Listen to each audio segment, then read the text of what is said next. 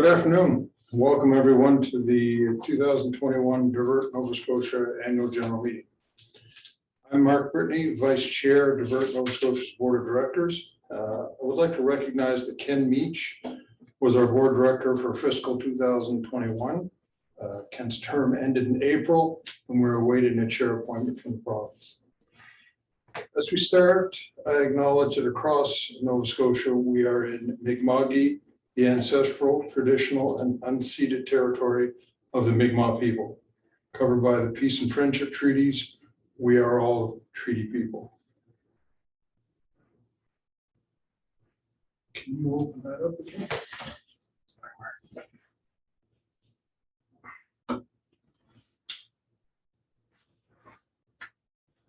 In light of today's devastating and shocking announcement from Kawesas First Nations regarding the discovery of 750 unmarked graves at the former residential school in Saskatchewan, I invite you to take a moment to reflect.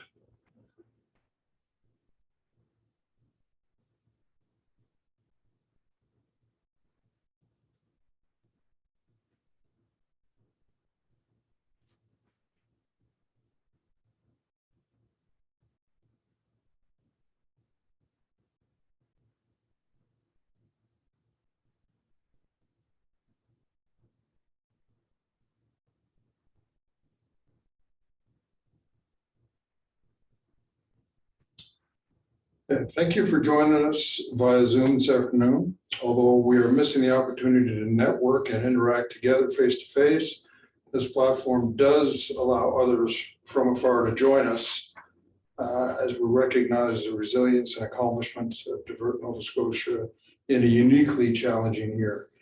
I would like to introduce the Board of Directors. So I would ask them to please wave as I introduce you. Angus Bonnyman, President of Bonnyman's Wild Blueberries and Natural Products.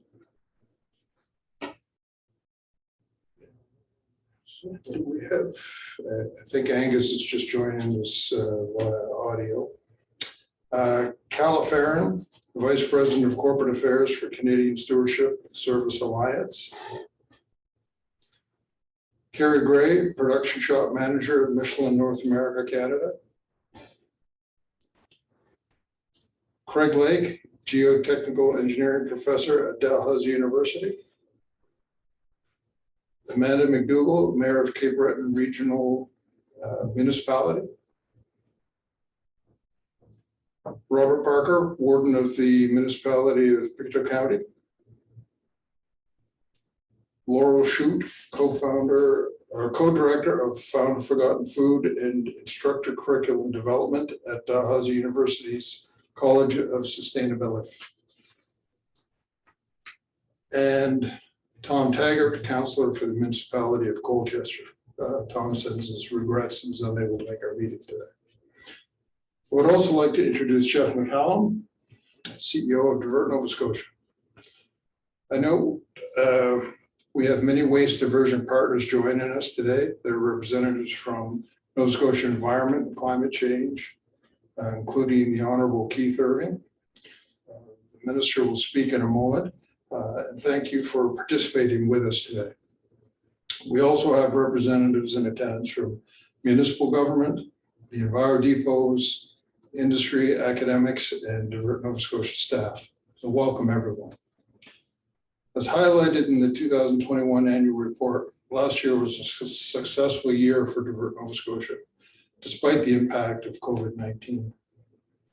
Our financial and operational performance remained strong, over $61 million in total revenues through our beverage and container recycling program. 421 million containers were returned for recycling. The passenger and the used tire management program diverted 1.4 million passenger tires from landfill. Last year, Divert Nova Scotia approved almost $465,000 for research projects to support the entrepreneurs and encourage innovation and waste reduction. We also continue to champion recycling through environmental stewardship Our recycling programs remain strong with an 82% recovery rate for beverage containers and 100% recovery rate for used tires.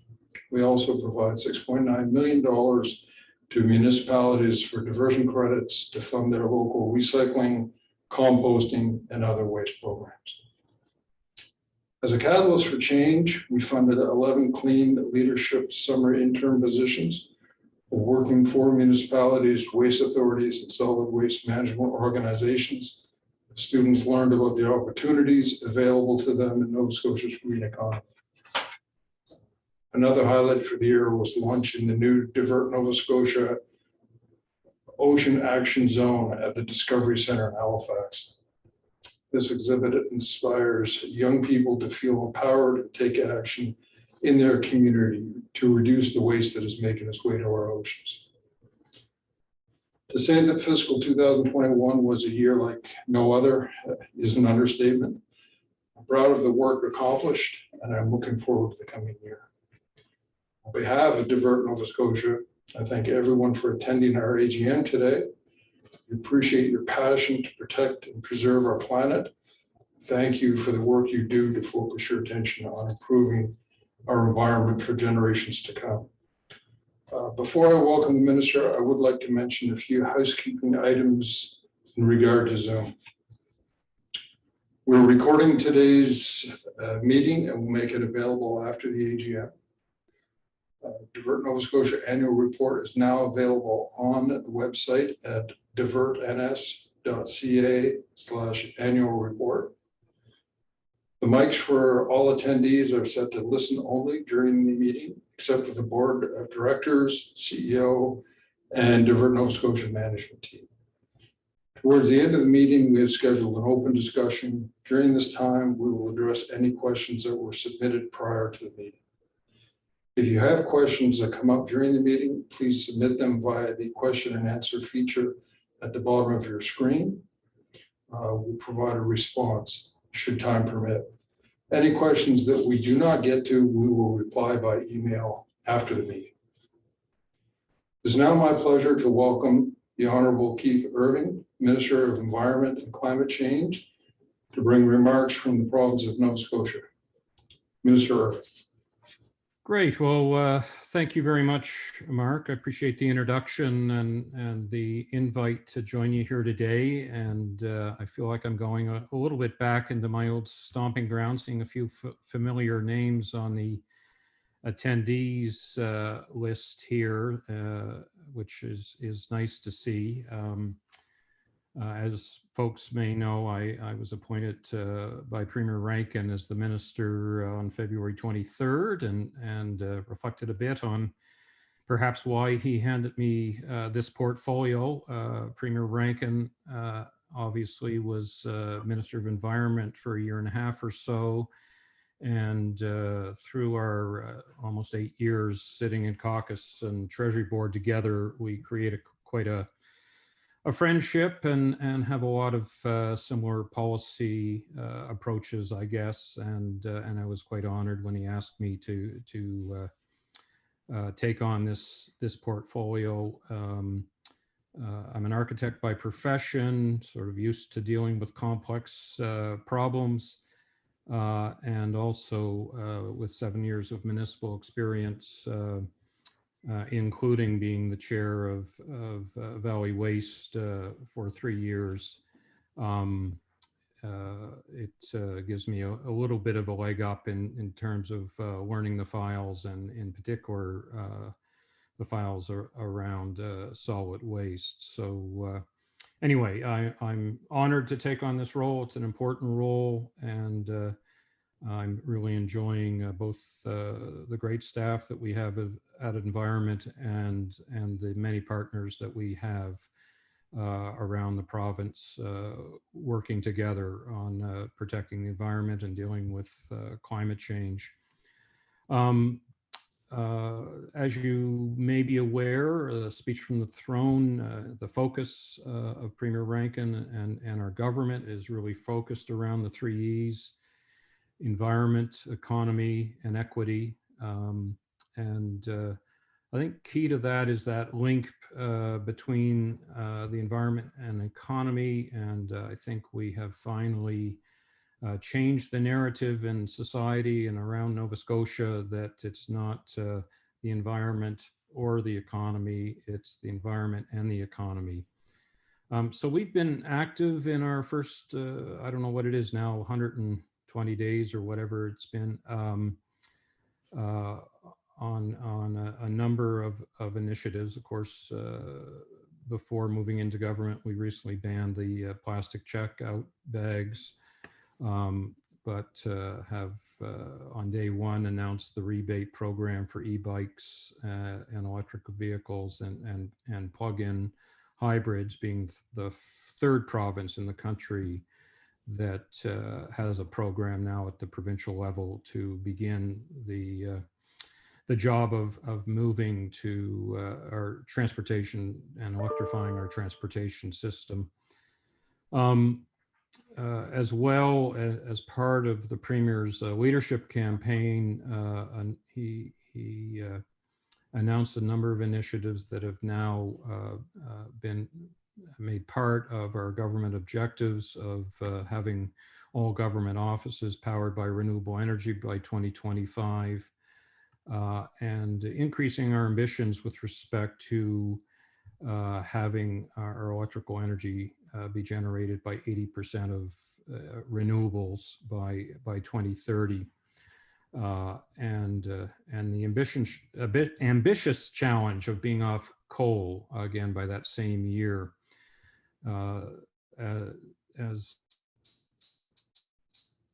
this has had our actions today have their roots obviously in EXPA from some 13 years ago, but now the renewed legislation, the Sustainable Development Goals Act that was passed unanimously in the legislature in 2019, setting goals to reduce our greenhouse gas levels by 53% below 2005 levels by 2030, and then to be net zero by 2050. So there's a lot of work to do. These targets are ambitious, some of the most ambitious in the country, and are exceeding the ambitions of the federal 2030 target of 40 to 45%.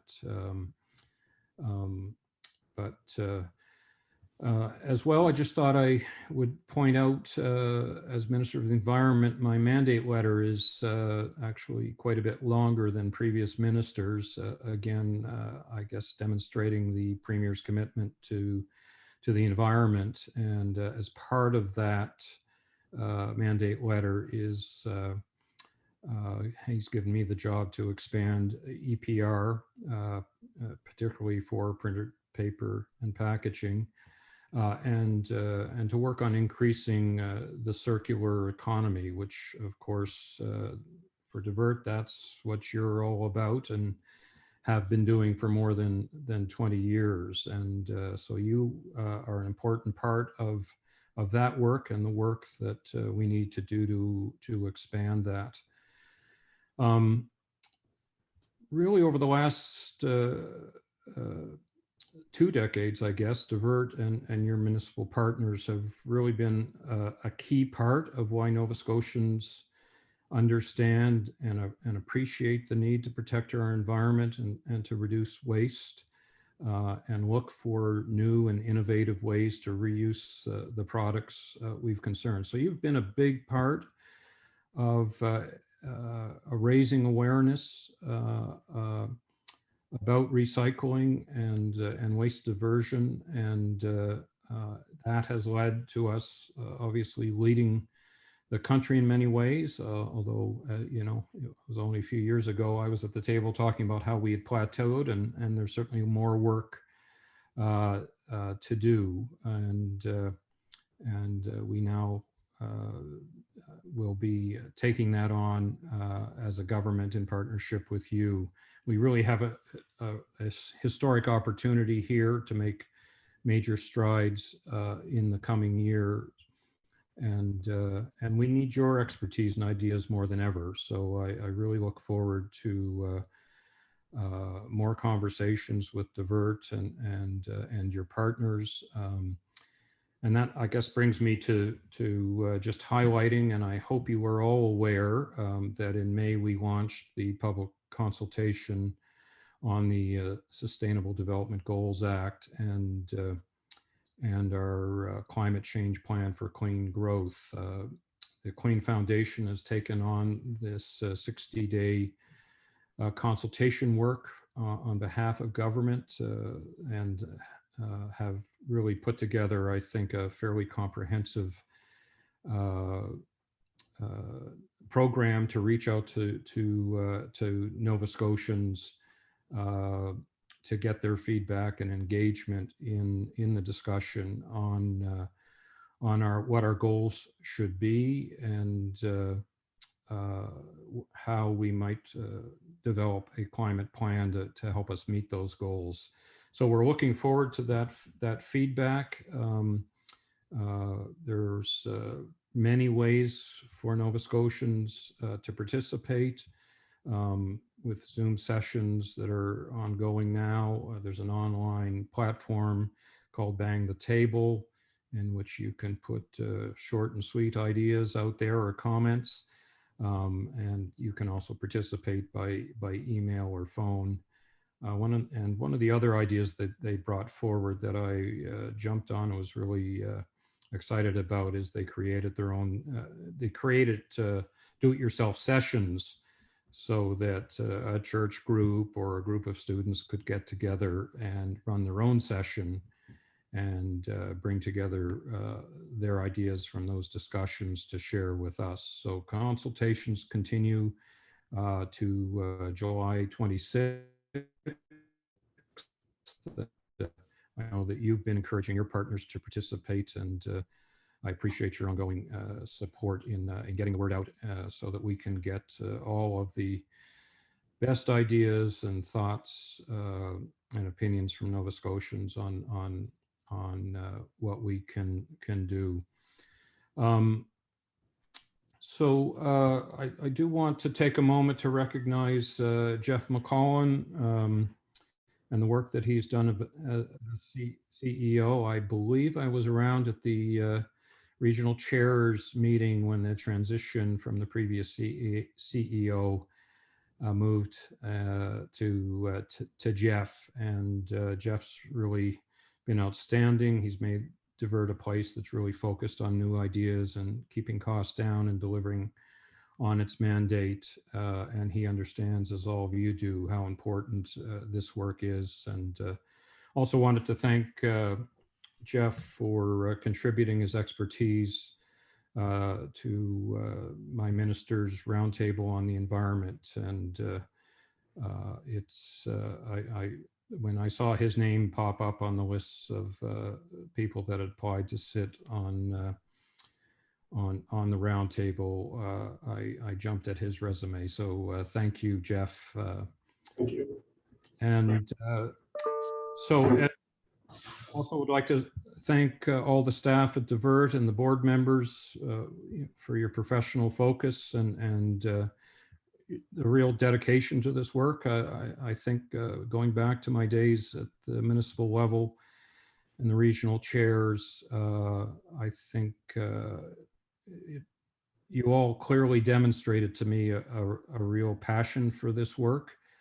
Ross Maybe, as many would know, sat on the regional chairs and was the general manager of Valley Waste, and he was around from the beginning. And I tussled a few times, but it was always around the passion of getting this work done. And anyway, I saw that around the table with the municipal partners at the regional chairs, and certainly our conversations with Divert. So just to wrap up, I think this is a really exciting time. I've described the 2020s as really the decade of climate action and the environment. The federal government has put a very strong focus, and with their December unveiling of the National Climate Plan, you can see them getting ready to run an election on issues of the environment. This is exciting, and our government is very much aligned and focused on that as well with our Sustainable Goals Act and our climate change plan. But obviously, it will require a lot of hard work, dedication, and focus. So we're going to need all hands on deck, all three levels of government, industry, institutions, environmental NGOs, and individual Nova Scotians. And I know that Divert can and will play a key role in this work over the next decade, and then on to 2020. So I remain excited about the challenges ahead. The Premier has spoken quite a number of times on the opportunities that we have in this province to create jobs, to build our economy around this transition to a greener economy. And I truly believe that we have the support of Nova Scotians. I don't know that we had it to this level of focus perhaps 5 or 10 years ago, but I think you only have to listen to CBC in the morning, and 3 or 4 items over an hour seems to be about the environment and climate change. And so this is really an exciting time to be Minister of Environment and Climate Change, and I think there's a real strong common will amongst all of our partners and Nova Scotians to build on this momentum, to drive innovation, and to do the important work to protect our planet for future generations. So thank you very much. Thank you, Minister Irving. I'll now call the meeting to order. First item is approval of the minutes of our last AGM, June 25th, 2020. Craig, would you? Yes, Mr. Chair, if I could introduce the following motion, that the Board of Directors recommend that the minutes of June 25th, 2020 be accepted as presented. Do we have a seconder for that motion? Second. Okay, Amanda, all those in favor signify by saying aye. Aye. Aye. Anyone opposed? Minutes are passed. Next item, we will turn over to Grant Thornton for the presentation of the audited financial statements. Perfect, thank you. Jeff or Mark, do you want to give me a heads up if you can, or thumbs up if you can hear me? Good, thanks. So my name's Laura McLaughlin. I am representing Grant Thornton today and presenting the audited financial statements for the March 31st, 2021 year end. So they are being shared on the screen at the moment, and as well you'll find them, of course, in the annual report. So we'll start with the page that is up here now, and basically this is your auditor's report from Grant Thornton. So really the first 2 paragraphs are our opinion paragraph, which most people are interested in, stating what we have audited and what our overall opinion is. So we have audited the accompanying combined financial statements of the Resource Recovery Fund Board, Inc. and Resource Recovery Fund operating as Divert NS, which comprise the combined statement of financial position as at March 31, 2021.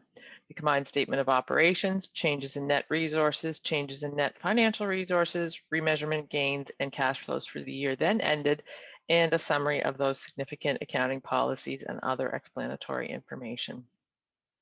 In our opinion, the accompanying combined financial statements present fairly in all material respects the financial position of the Resource Recovery Fund Board, Inc. and Resource Recovery Fund operating as Divert NS as at March 31, 2021.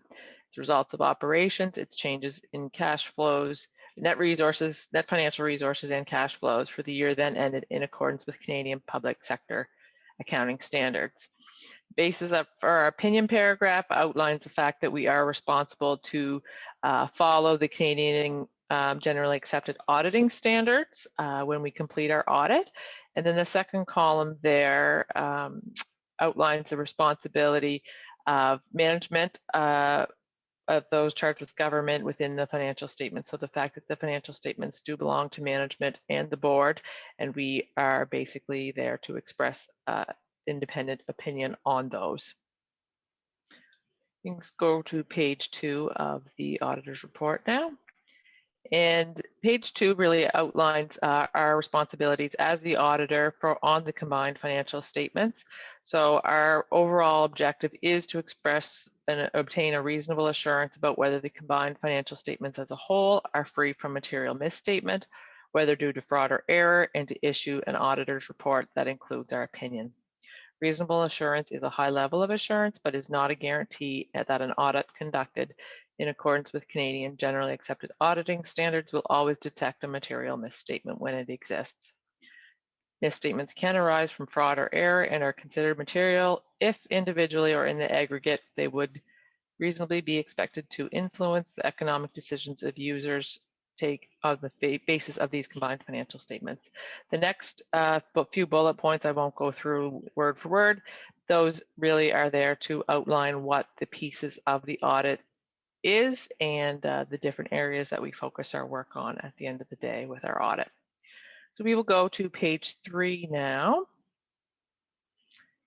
which is your combined statement of operations. So some of the numbers, of course, have already been highlighted from this, but we'll just go through very high level.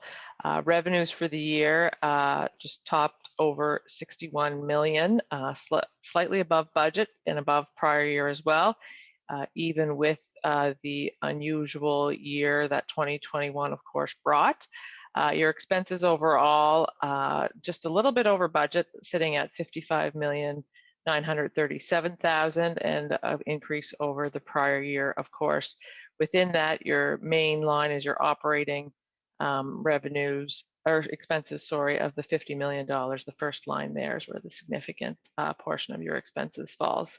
So overall, strong results with an excess of revenue before any allocations of 5,122,000. Then you have your diversion credits that occur on an annual basis. So 3.8 out to the municipal solid waste diversion, and Nova Scotia Environment getting an allocation of $1,100,000. At the end of the day, this leaves an excess of revenue over expenses of 131,000 within Divert NS. At the end of the page shows the accumulated net resources, so 9,871,000 overall accumulated net resources for the organization as a whole. We can skip to page 4 now. It's your combined statement of financial position. So this is really a snapshot March 31, 2021 with your comparative, of course, for 2020 with the overall financial assets and financial liabilities and net financial resources and non-financial resources for the year. So your overall financial asset position, $38,900,000, so a slight increase, but almost identical to last year. And your financial liabilities at the end of the year, $33,180,000. So again, that leaves the organization with a net financial resource position of $5,732,000. Then you have your what is considered non-financial assets at 4.5, leaving the total accumulated net resources presented at $10,293,000. So a fairly significant and healthy accumulated net resource position at the end of the year. We'll continue to the next page. Page 5. So this page really is your net financial resources overall. So that 5.7 we see on the previous page is reconciled on this page for the changes that occurred during the year that impacted that number overall. So growth in your net financial resource position of the $287,000 in 2021. And scroll down a little bit. Your statement of remeasurement gains. So this is a statement in the financial statements under public sector reporting, required when you do have a unrealized gain or loss on investments at the end of the year. And this year there was what's considered to be an unrealized gain on investments to the tune of $422,000 as of March 31, 2021. This is presented in its own statement for the year. You can go to the next page. Your combined statement of cash flows. This statement really represents the changes in your overall cash for the year. And you go to the bottom, you can see overall the change in cash for the year was an overall decrease of $774,000 within the statement. So at the end of the day, your cash position, $8,606,000 at the end of the year. Continuing on are the notes to the financial statements. So this page and onwards to the end are the notes to the financial statements, which include the nature of operations, your summary of significant accounting policies, as well as support for those numbers that you would have seen in the previous statements. I don't propose to go through the notes there today, but those are all disclosed as appropriate under the appropriate public sector accounting standards. Those are your March 31st, 2021 audited financial statements.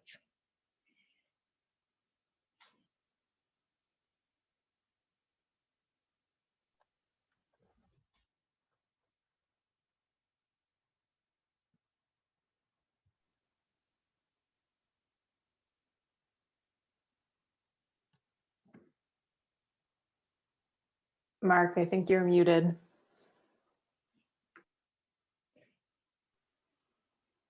My There bad. we go. Thank you, Laura. Thank you, Laura. Any questions on those? If not, I'll ask Calla for a motion to approve those statements. Yes, Mr. Chair, the Board of Directors recommend that the audited financial statements for the year ended March 31st, 2021 be accepted as presented. We have a seconder. I'll second that, Robert. Okay, all those in favor signify by saying aye. Aye. Aye. Anybody opposed? Financial statements have been approved. The next item is the appointment of auditors. Again, Calla, can you? Sure, thank you. The Audit Committee recommends that Grant Thornton be appointed Auditor of Divert Nova Scotia for the fiscal year ending March 31st, 2022. And we have a seconder.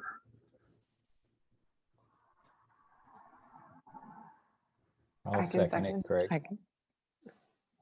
Okay, looks like everybody seconded. I think I saw Laurel first. So, all those in favor signify by saying aye. All right, Aye. Aye. Anybody opposed? Okay. Well, congratulations, Grant Thornton. Thank you, Laura. Thank you. And the next item, I'd like to recognize some new appointees to the board within the past year. We have Amanda McDougall, Mayor of Cape Breton Regional Municipality, and Robert Parker, the Warden of Pictou County. They recently joined us. And I'm going to ask Jeff to give his CEO remarks. Mr. Chair. Good afternoon and welcome board members, Minister of Environment and Climate Change, municipal and provincial government officials, Enviro Depots, our partners, academia and industry, and the Divert Nova Scotia team. In a year that was defined by the constant upheaval of COVID-19, Divert Nova Scotia and its partners leaned in and pushed forward and turned adversity into opportunity. We didn't let the pandemic overcome us. We found the resilience to keep operating, find solutions, and move forward. In characteristic East Coast fashion, we rose to the challenge. And the challenges were many: keeping our Enviro depots open and financially viable, ensuring our employees remain safe and healthy, delivering our education and communication programs in new ways, providing funding and support for waste diversion partners at a time of financial uncertainty. It was definitely not business as usual. Despite the obstacles the pandemic threw in our path, Divert Nova Scotia's financial and operational performance remained steadfast in 2021, with total revenues of over $61 million. We are in a solid financial position to continue the work ahead. We're proud of this year's accomplishments, including launch of the Divert Nova Scotia Ocean Action Zone in partnership with the Discovery Center, funding 11 Clean Foundation summer internships, and our first virtual summit in partnership with the Directions Nova Scotia Council that led to a new funding program to support diversion efforts with their member agencies in fiscal 2022. We also completed a new strategic plan that informed our thinking and actions this year and for the future. We're making a commitment to make our operations as carbon neutral as feasible. For example, investing in solar panels and electric forklifts at our warehouse, shifting our delivery of education programs and other operations squarely into the digital realm, and to continue to take a leadership role in solid waste issues, especially in the areas of food waste and single-use plastics. We also took a step forward to increase diversity of our organization to better reflect the diverse communities of Nova Scotians that we serve. We engaged a consultant to conduct a review of our diversity policies and benchmark the organization. They've identified recommendations that we'll be implementing to move us forward toward a more diverse and inclusive organization. In what was undoubtedly a difficult year, there was a lot to feel good about. I believe Divert Nova Scotia listened to our stakeholders and responded to their needs. As an organization, we showed that we can be resilient and innovative in tough times. Together with our partners, we truly rose to the challenge. As Divert Nova Scotia enters its 25th year of operation, I know it will continue to rise to the challenges and successes ahead. I'm grateful for our Divert Nova Scotia employees whose hard work, passion, and bright ideas enable our mission and waste diversion goals. I'd also like to thank our board of directors for their continued insight, guidance, and governance. On behalf of the board of directors and employees of Divert Nova Scotia, I'm pleased to present this annual report for the fiscal year ended March 31st, 2021. Thank you. Thank you, Jeff. Jeff, can you just look at the items on the chat? Yes. Next item is recognition and service awards. I believe we're going to have some slides come up for that. There we go. I'd like to recognize Craig Lake, director leaving the board of directors, who served for 6 years on the board. This will be Craig's last meeting, I believe. Yes, it is. Yeah. Wasn't it Craig that was we were told was irreplaceable? That's right. Yes. So thank you very much, Craig, for all the work you've done for Divert, and wish you all the best.